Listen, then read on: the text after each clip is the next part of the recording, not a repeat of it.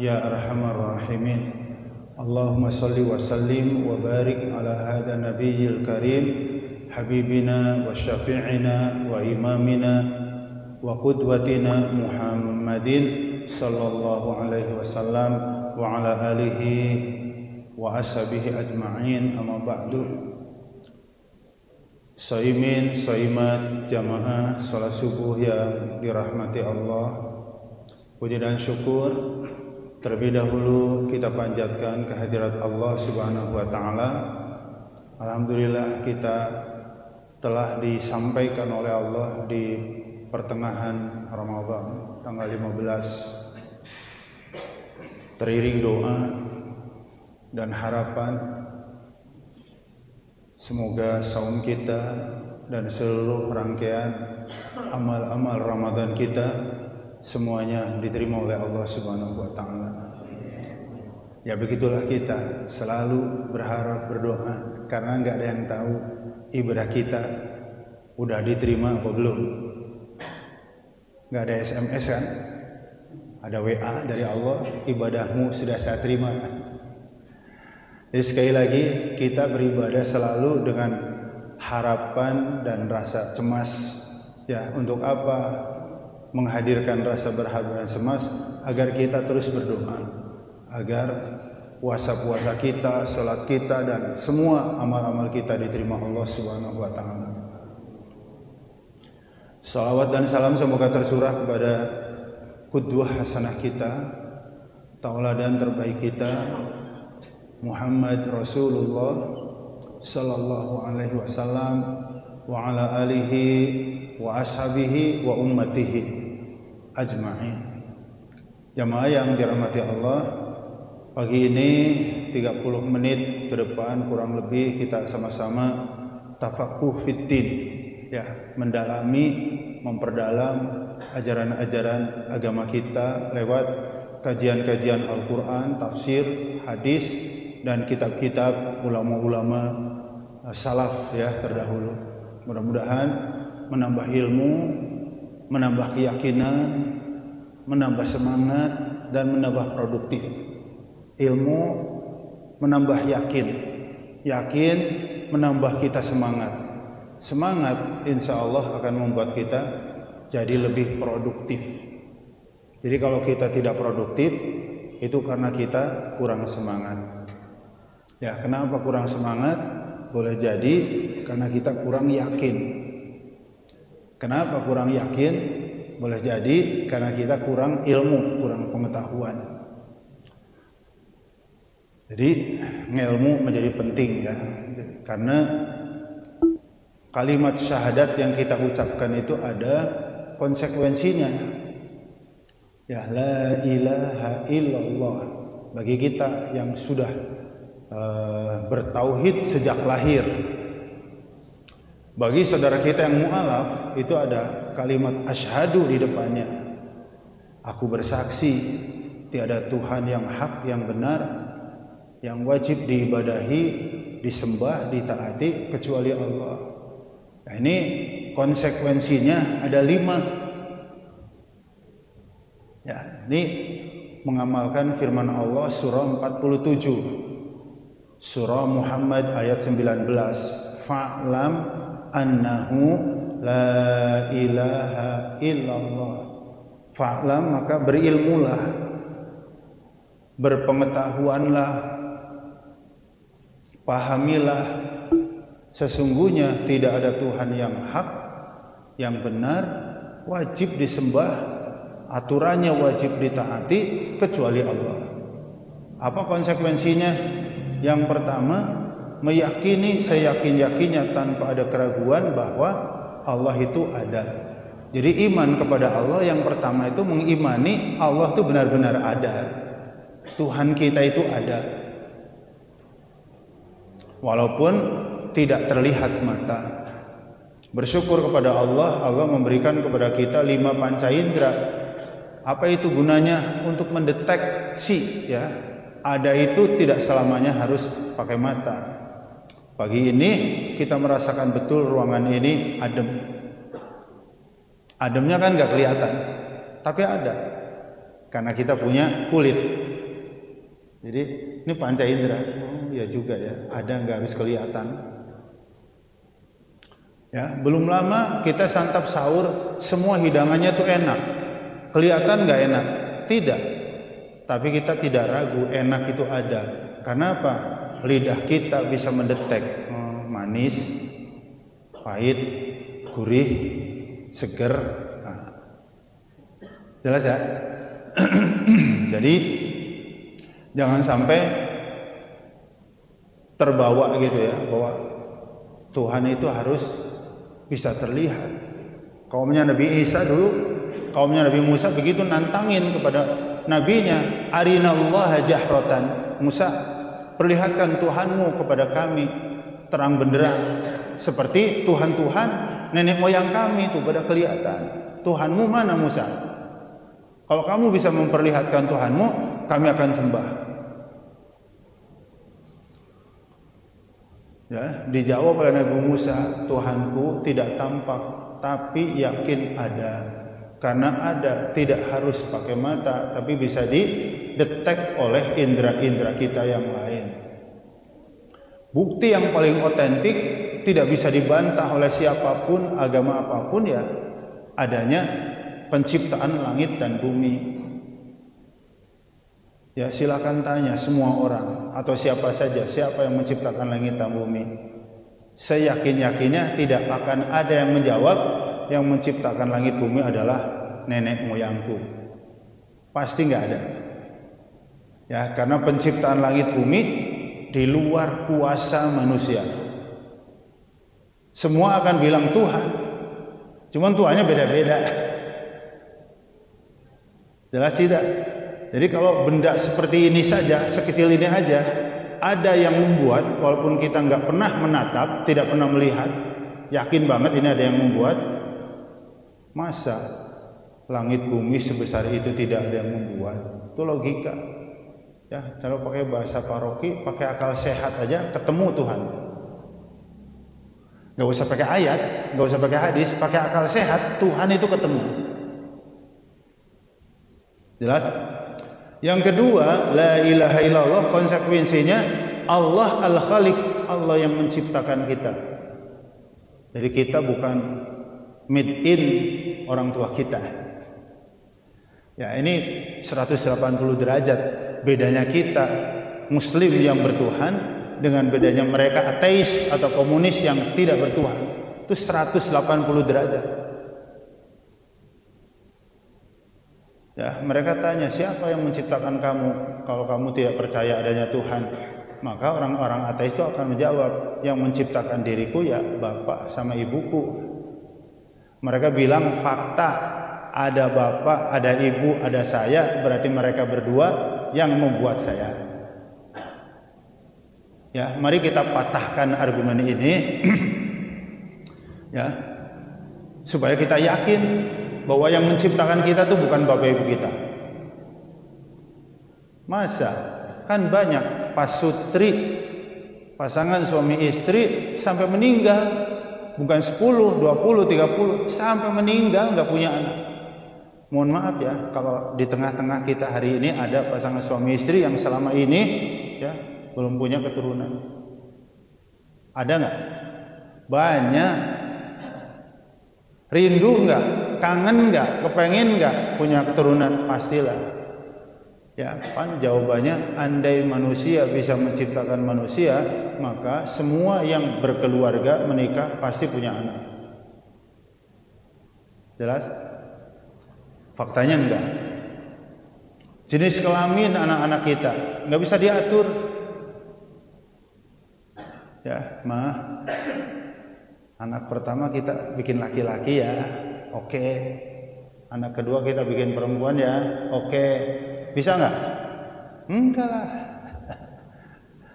Ya, di kampung saya beneran, karena salah satu dari putra putri keluarga ini ada yang satu kelas dengan saya. Saya sering menyampaikan ini. Ya, Sutarno, ya itu teman sekelas waktu SD. Nah, Sutarno itu 13 bersaudara. Laki-laki semua, 11-an ya. Pengen nggak kira-kira Pak Dul Khalil bapaknya kepengen punya anak perempuan? Pastinya kepengen. Faktanya nggak bisa. Oh, berarti siapa yang menciptakan kita? Ya Allah lah. Betul tidak? Belum lagi bayi-bayi yang terlahir ke alam dunia dalam kondisi cacat, yang sumbing, yang buta, kurang jarinya, kelebihan jarinya, dempet dua, dan lain-lain. Adakah pasutri agama apapun, suku etnis apapun yang kepingin punya keturunan cacat? Pasti enggak. Kalau manusia bisa bikin manusia, pasti semua bayi-bayi terlahir dibikin sempurna. Oh, berarti yang kedua, konsekuensi la ilaha illallah adalah meyakini Allah lah Sang Maha Pencipta. Kemudian yang ketiga adalah meyakini Allah yang menghidupkan kita.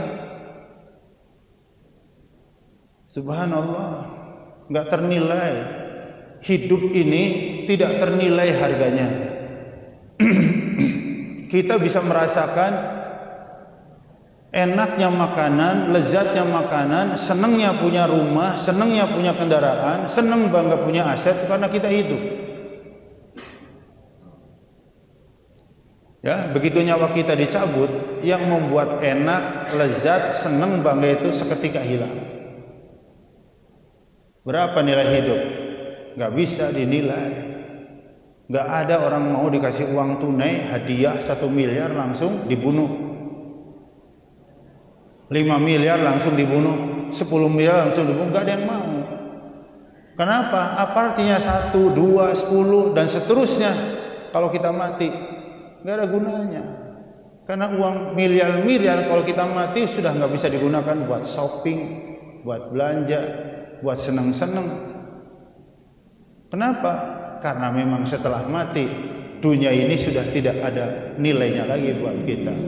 Jadi yang membuat dunia ini berharga, bernilai, membuat kita senang, membuat kita bangga adalah karena kita diberi hidup oleh Allah Subhanahu wa taala. Kalau manusia hidupnya dikasih oleh manusia, gak ada orang datang ke rumah sakit mati. Semua orang yang datang ke rumah sakit harusnya hidup. Tapi banyak orang berobat nyari sehat, nyari hidup, malah yang didapat kematian. Itu berarti memang hidup bukan di tangan manusia, melainkan hidup kita adalah di tangan Allah. Yang keempat, konsekuensinya la ilaha illallah adalah Allah Al-Wahhab, Allah yang memberikan kita segala-galanya, Maha Pemberi. Jadi ukuran yang disebut baik itu pemberi. Ya, makanya semua anak agama apapun kalau ditanya siapa manusia terbaik, pasti semua akan menyebut bapak ibunya. Etnis apapun. Ya, siapa manusia terbaik di muka bumi, pasti akan menyebut bapaknya, ibunya. Karena apa? Karena ukuran baik yang paling mudah dicerna oleh nalar kita itu pemberian. Tutur katanya baik, santun, lembut, tapi pelit, nggak akan disebut baik. Ya, nggak pernah sholat orangnya, puasa nggak puasa, tapi dermawan. Semua orang akan bilang dia orang baik. Jadi ukuran baik memang pemberian. Dan pemberian itu yang mendorong kita jadi taat berbakti. Yang namanya anak dari agama apapun, dia punya naluri berbakti. Karena apa? Ada kebaikan yang dia dapatkan dari kedua orang tuanya berupa pemberian, kasih sayang, perhatian, materi dan lain-lain. Benar kan? Kita bekerja di kantor, itu naluri kita ingin total bekerja. Karena apa? Baik banget kantor saya, tiap bulan dikaji 100 juta. Coba kalau kita tiap bulan dikasih gaji 100 juta, apa yang akan kita berikan untuk kantor? Satu kata, totalitas. Jam 1 malam dipanggil pos juga pasti nyamperin. 100 juta. Mau nyari kerjaan di mana yang sebulan 100 juta? Makanya karyawan, pegawai, dia punya naluri berbakti karena ada kebaikan. Apa sih kebaikannya? Itu gaji tiap bulan. Murid sama guru itu punya naluri ingin berbakti. Lagi-lagi ada pemberian apa? Ilmu. Kita mengetahui cakrawala dunia itu karena guru-guru kita. Ini A, ini B, ini C, merangkai kata. Orang kalau bisa baca, bisa nulis, insya Allah ilmunya berkembang. Bayangkan orang nggak bisa baca, nggak bisa nulis, dia nggak akan tahu cakrawala dunia. Nah, siapa yang membuat kita mengenal cakrawala dunia? Ya guru-guru kita. Makanya doain tuh guru-guru kita yang SD, TK bahkan sampai kita kuliah. Karena kalau kita ngebalas kebaikan guru kita nggak akan mampu seperti kita anak nggak akan mampu ngebalas kebaikan orang tua kita. Imam Syafi'i mengatakan kalau guru harus dibayar, satu huruf 1000 dinar. 1 dinar itu 4 gram. 1 gram 1 juta. 4 dinar 4 juta. Kalau guru mengajarkan harus dibayar, siapa murid yang sanggup? Nggak ada. Makanya apa? Bayar guru nggak bisa ya doain, ya Allah guruku yang udah wafat lapangkan kuburnya, terima amal ibadahnya, ampuni dosanya. Guru-guruku yang masih hidup ya Allah sehatkan badannya, lapangkan rezekinya. Syukur kalau kita bisa ingat sebut tuh guru-guru SD satu persatu. Ya, jadi sekali lagi murid punya naluri berbakti pada guru karena pemberian. Jamaah, bagaimana dengan pemberian Allah? Ada kisah ini beneran. Ya, artikel kecil saya baca, ditulis oleh Bapak Dahlan Iskan. Ingat ya? Ingat ya? Pernah menjadi Dirut PLN, pernah menjadi Menteri BUMN di era Bapak SBY, benar kan? Beliau sakit sampai harus dirawat ke Singapura. Apa sakitnya? Setelah didiagnosa ada kerusakan 50 cm pembuluh darah. Ingat-ingat ya. 50 cm itu kan setengah meter pembuluh darah. Ya, padahal ini pembuluh darah Anda 50 cm rusak. Harus dibenerin. Kata Pak Dahlan kepada dokter yang menangani, namanya Dokter Benyamin Chua. Dok, untuk memperbaiki pembuluh darah yang panjangnya hanya 50 cm, berapa harganya? Kata dokternya, untuk memperbaiki 50 cm atau setengah meter pembuluh darah ya harus dengan uang 500 juta. Ingat-ingat ya. Berarti pembuluh darah 1 meter harganya 1 miliar. Pertanyaannya, ini pembuluh darah bahasa medis ya. Kalau bahasa kita pembuluh darah apa sih? Selang. Darah ngalir dari itu, selang. Yang mengalirkan darah ke seluruh organ tubuh kita itu namanya pembuluh darah. Ilmu kedokterannya bahasa kampungnya mas selang. Dan itu nggak bisa dilihat pembuluh darah kecuali pakai alat pembesar. Di dalam tubuh kita manusia Allah telah menitipkan 200.000 meter pembuluh darah. Berapa Ji? 200.000 meter pembuluh darah alias 20 kilo. 1 meter pembuluh darah harganya 500 juta kali 200.000 meter itu 200 triliun. Saya baca artikel itu sempat tertegun lama. Ya Allah, terima kasih Rod, Engkau telah menitipkan kepadaku. Baru ngomongin pembuluh darah aja udah 200 triliun. Pernah nggak kita dapat warisan dari orang tua segitu? Nggak dapat segitu aja kita berbakti banget sama orang tua. Pernah nggak kita bekerja ya sampai pensiun dapat 200 triliun? Wah jauh. gaji 50 juta tiap bulan, 40 tahun bekerja, itu cuma 20 miliar. Kita menjelma menjadi karyawan yang begitu total, dibayar 40 miliar 40 tahun. Betul tidak? Jadi kalau kita bisa taat kepada orang tua, taat kepada guru, taat kepada kantor, lalu bagaimana dengan taat kita sama Allah? Baru ngomongin pembuluh darah aja segitu. Otak berapa harganya? Batok kepalanya berapa? Telinga kita berapa? Mata kita berapa? Hidung kita berapa? Lidah kita berapa? Turun ke bawah, jantung, hati, paru, empedu. Turun lagi ke bawah, ginjal. Itu semuanya berapa nilainya? Wow, nggak bisa menyebut angka kita, nggak ternilai. Menanya, siapa yang memberikan itu semua? Allah. Maka konsekuensi yang kelima, la ilaha illallah, adalah al-ubudiyah, totalitas dalam ibadah, karena pemberian. Ya, jadi konsekuensi la ilaha illallah, yang pertama Allah ada, yang kedua Allah pencipta, yang ketiga Allah yang menghidupkan, yang keempat Allah yang memberikan kita segalanya, dan yang kelima al-ubudiyah, penghambaan yang total, ketaatan yang total. Nah, inilah makna la'allakum tashkurun.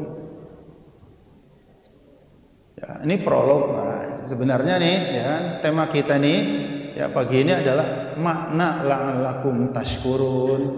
Itu Al-Baqarah 185, kan la'allakum tattaqun udah banyak dibahas.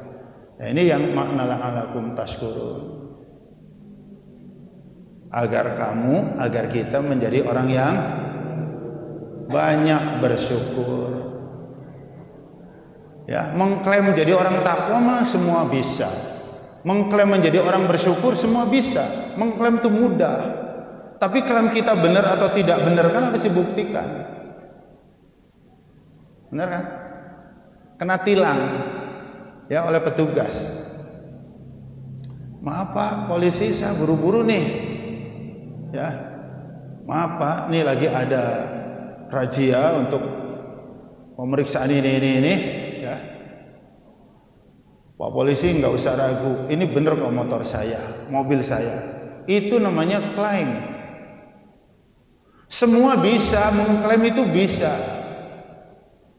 Nah, untuk membuktikan bahwa Anda benar-benar pemilik kendaraan ini, kan harus pakai bukti. Mana KTP? SIM? STNK? Begitu 3 dokumen dicocokkan, namanya sama, alamatnya sama, sebenarnya sama, petugas juga nggak akan ragu bahwa Anda adalah pemilik yang sebenarnya. Ya, silahkan lanjutkan perjalanan Anda.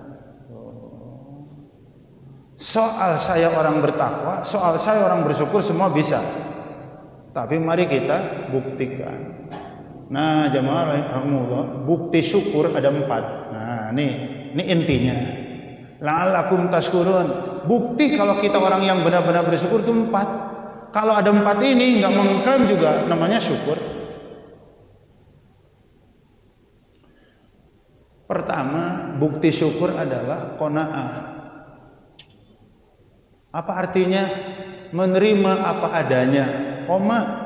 Ini mohon maaf ya, selama ini mungkin kita mengartikan qanaah itu menerima apa adanya, titik. Koma aja. Ya, menerima apa adanya dengan yakin apa yang Allah berikan, namanya menerima. Apa yang Allah berikan kepada kita yang terbaik. Penting banget. Untuk apa meyakini yang Allah berikan kepada kita yang terbaik? Untuk mencegah munculnya sifat iri dan dengki. Ini bulan-bulan Ramadan iri dengkinya masih ada baik, berarti syukurnya baru klaim. Saya ojol, bapak ojol, keluarnya narik ya jam segini habis sholat subuh, ntar pulang menjelang berbuka. Ya, saya dapat 1 juta, udah beli buat sahur, udah beli buat buka, bensin penuh. Ustadz Agus dapat 700.000, bersih, bensin penuh, udah beli buat bukaan. Namanya teman, sama-sama ojol profesinya. Dapat berapa Ustaz dari ini? Alhamdulillah Ustaz, saya dapat 1 juta nih. Masya Allah, luar biasa. Bener Ustaz? Iya. Bensin penuh, makan buat buka sahur sudah. Saya nanya balik, antum dapat berapa Ustaz? Apes banget Ustaz, mendapat 600. Sekali, 2 kali, sekali, 2 kali, selalu setiap ketemu saya lebih banyak. Kalau Ustaz Agus benar-benar orang yang banyak bersyukur, beliau tidak akan cemburu dengan pendapatan saya yang lebih besar. Kenapa? Benar 600, dia yakin inilah yang terbaik yang Allah berikan kepada saya. Coba kalau enggak, cemburu. Pak Anwar pakai ilmu apa ya? Gurunya di mana ya? Ngajinya di mana ya? Tuh kan Pak. Ya, kenapa? Bentar-bentar dapat penumpang, bentar-bentar dapat penumpang. Kalau orang iri, lama-lama naik jadi dengki.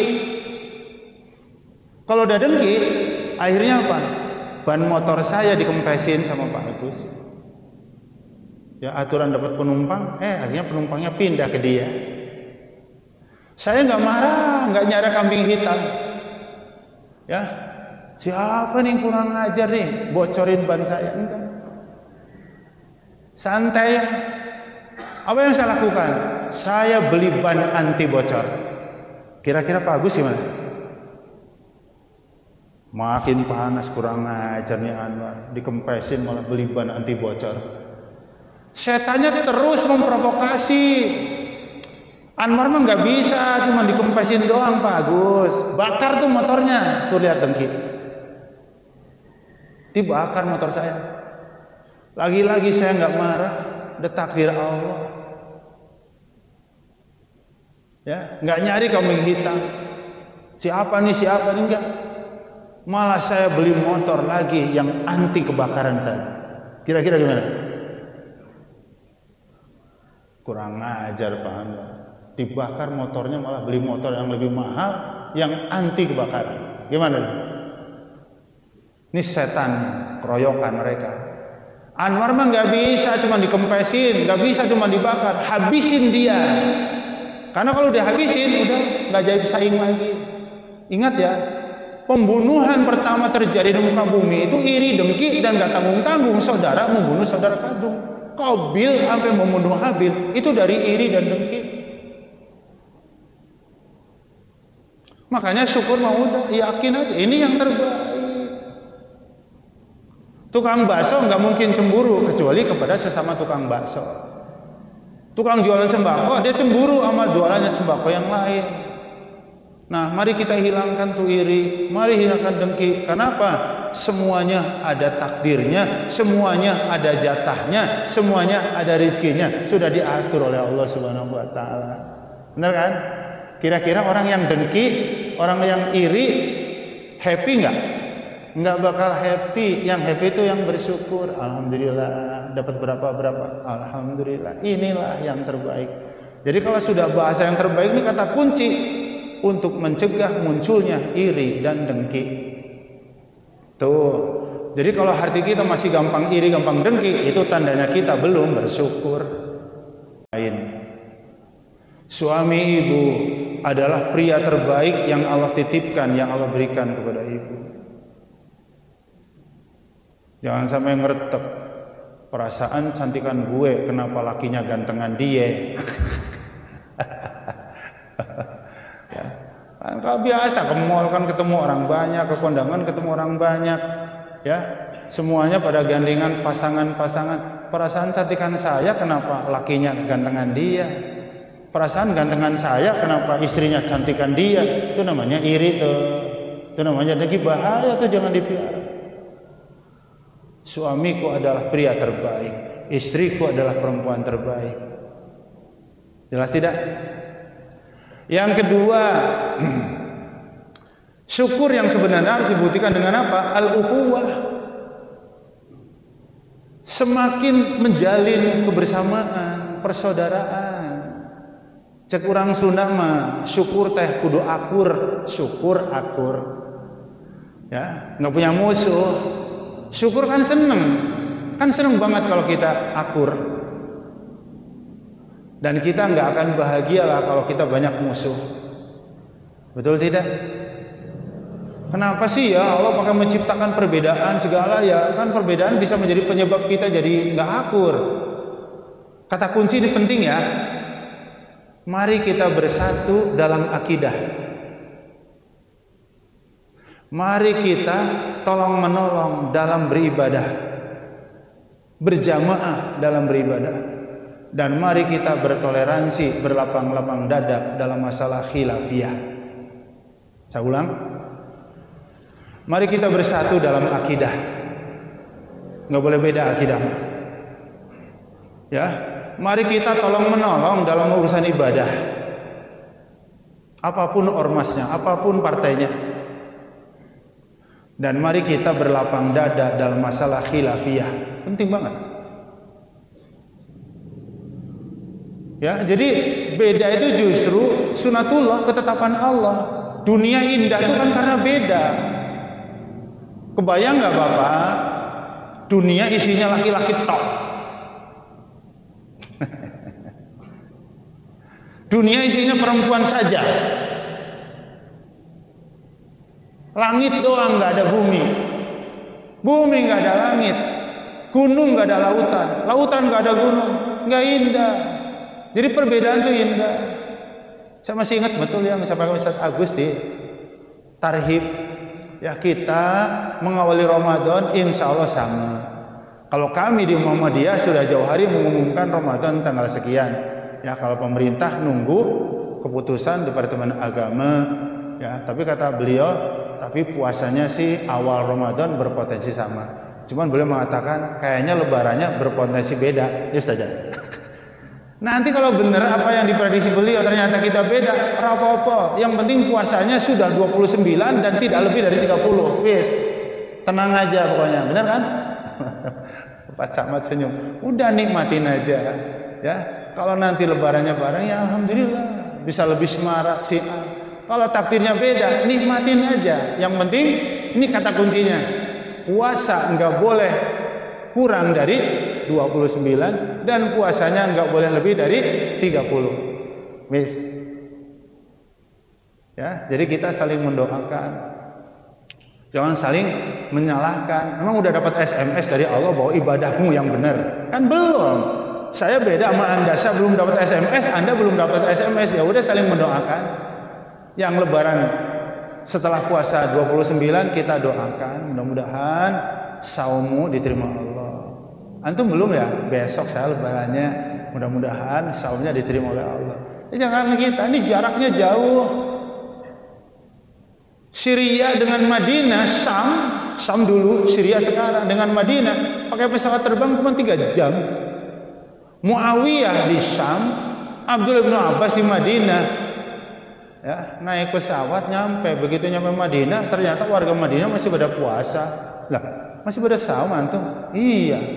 Kapan emang lebarannya? Besok. Antum udah lebaran? Udah. Saling menyalahkan enggak? Enggak. Saling mendoakan. Ya udah, mudah-mudahan puasa kita semuanya diterima oleh Allah. Enak. Saya ulang ya kata kuncinya. Mari kita bersatu dalam masalah akidah. Prinsip ini mah usul. Mari kita tolong menolong dalam masalah ibadah. Dan mari kita berlapang-lapang dada dalam masalah khilafiyah. Kenapa? Syukur akur. Gitu ya. Syukur kudunya akur, enggak punya musuh. Yang ketiga, hakikat syukur nih, enggak perlu diklaim, buktikan aja bukan ini. Syukur itu berbagi, al-'ata. Ya, jogging pagi-pagi ya di kebun teh, hawanya Masya Allah sejuk, ketemu Pak Utang. Lah, Bapak lagi di sini? Iya, sudah seminggu di sini, Bapak ketemu sama kita. Udah seminggu. Iya, pan ini saya lagi jaga kebun di sini. Masya Allah. Jadi kebun durian ini punya Pak Utang. Apa jawabnya beliau? Alhamdulillah. Kelihatannya lagi panen ya duriannya Pak Utang. Alhamdulillah. Luas banget kayaknya ya kebun duriannya Pak Utang. Alhamdulillah. Duriannya cakep-cakep tuh. Alhamdulillah. Wangi banget. Alhamdulillah. Ngomong apa lagi ya biar kita ditawarin makan durian gitu. Udah banyak ngomong. Akhirnya habis kata-kata. Keluar kata-kata terakhir yang gak enak. Boleh dong Pak Utang nyobain duriannya. Udah saya tebak pasti bapak-bapak mau pada minta. Tetangga, ya, CRT ketemu di kebun durian, eloklah nawarin. Ya ini mah kita nyantap durian setelah minta. Beliau ngasih setelah diminta, itu dua-duanya nggak terpuji. Yang terpuji itu dapat nggak minta, memberi tanpa diminta, itu keren. Kita dapat sesuatu nggak minta, memberi tanpa diminta, itu yang keren. Betul tidak? Kenapa? Dapat setelah meminta, apalagi model kayak tadi itu belum tentu ngasihnya tulus ikhlas, terpaksa. Bener kan?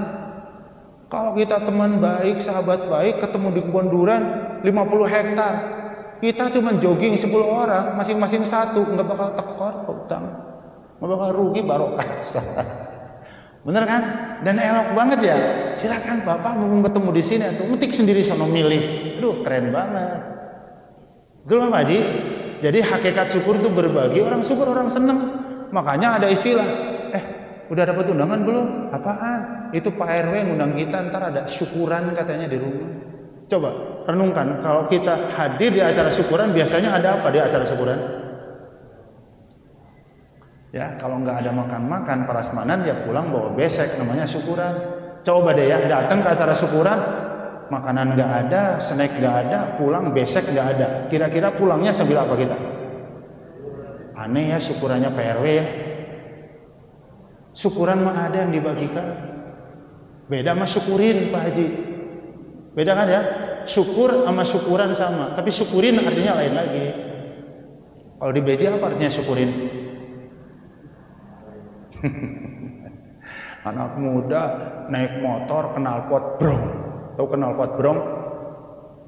Saya masuk ke wilayah komplek, ya kan? Ada tulisan tuh depan satpam, ya, kendaraan knalpot brong nggak boleh masuk. Bahasa kampung saya banget di Tasik, brong. Ya, itu yang berisik banget brong, itu yang knalpot berisik. Betul tidak? Bukannya pelan-pelan, kita lagi duduk, dia malah ngebut. Ya, nggak jauh dari depan kita dia jatuh ke got. Jatuh ke jurang. Apa kata antum? Cukurin loh. Jadi beda ya, ada syukur, ada syukuran, ada syukurin. Dan yang terakhir nih, makna hakikat syukur adalah suratul istijabah.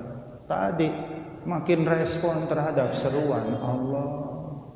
Hakikat syukur makin taat. Jadi kita ibadah ini dengan seluruh anggota tubuh kita untuk mengungkapkan rasa senang gembira kita. Allah udah ngasih sama kita berapa tadi? 200.000 meter pembuluh darah. Allah udah ngasih jantung. Sampai sekarang masih normal. Hati, empedu, ya, ginjal, Masya Allah. Mesin loh. Mesin kendaraan tuh daleman semua. Jadi kalau kita makin cekatan, makin respon terhadap seruan-seruan Allah, makin taat, makin tunduk, makin total, itu sesungguhnya syukur. Jadi bukti syukur yang pertama, qanaah. Yang kedua, ukhuwah. Yang ketiga, al-'ata, berbagi. Yang keempat, semakin menunjukkan totalitas kepada Allah Subhanahu wa ta'ala. Semoga Ramadan akan membentuk kita menjadi pribadi-pribadi yang selalu bersyukur kepada Allah Subhanahu wa taala. Demikian barangkali kajian pagi kita yang membahas penggalan kalimat Al-Baqarah walitukmilul iddata walitukabbirullaha ala ma hadakum wa la'allakum tashkurun. Terima kasih jemaah atas kehadiran dan atensinya. Mohon maaf kalau ada hal-hal berkenan. Selamat melanjutkan aktivitas. Semoga Allah selalu melimpahkan keberkahan kepada Bapak Ibu, kepada kita semua. Amin ya rabbal alamin. Billahi taufiq wal hidayah. Assalamualaikum warahmatullahi wabarakatuh.